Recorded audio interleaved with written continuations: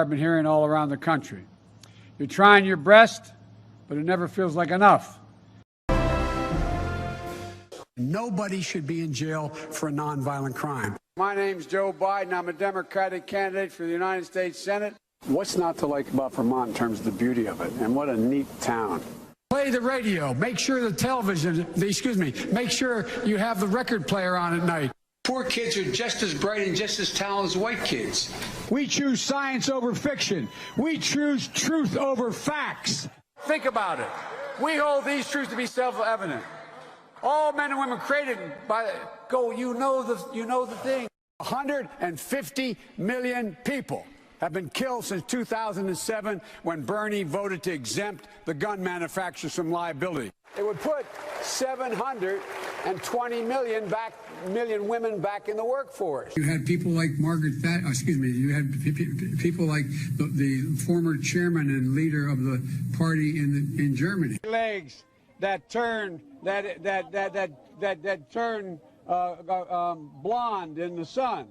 And the kids used to come up and reach in the pool and rub my leg down so it was straight and then watch the hair come back up again. They'd look at it. So I learned about roaches. I learned about kids jumping on my lap. And I've loved kids jumping on my trust. Like his strange hold on Defense Secretary Ash Carter's wife, Stephanie.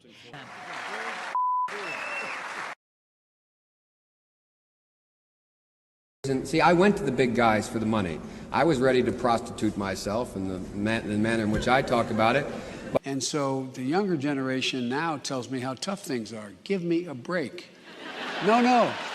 I have no empathy for it. You cannot go to a 7-Eleven or a Dunkin' Donuts unless you have a slight Indian accent. I'm not joking. It was near the end of the Biden for President campaign when reporters were starting to uncover, accusations of plagiarism, both in his campaign speeches and in his coursework in law school, misrepresentations about his grades, etc.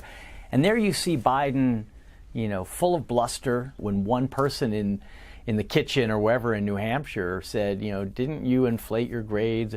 Biden lost it and started berating the man in a way that could only make him look like a bully and like a blowhard. And the other question is, could you quickly, I think I probably have a much higher IQ than you do, I suspect, and I'd be delighted to sit down and compare my IQ to yours if you'd like, Frank.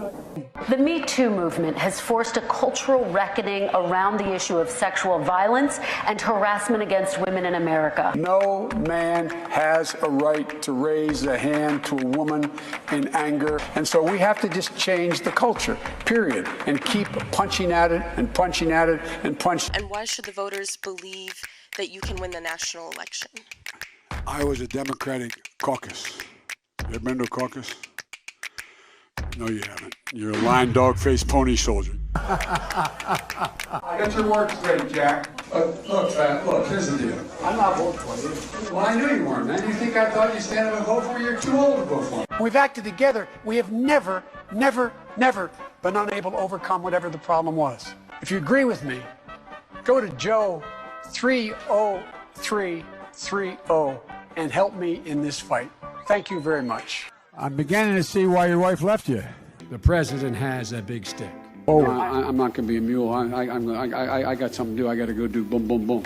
That saves billions of gallons of gasoline. I mean, billions of $2.3 billion worth of, $500 billion in savings and 2-point-something billion metric tons of CO2 going in the air. I promise you, the president has a big stick.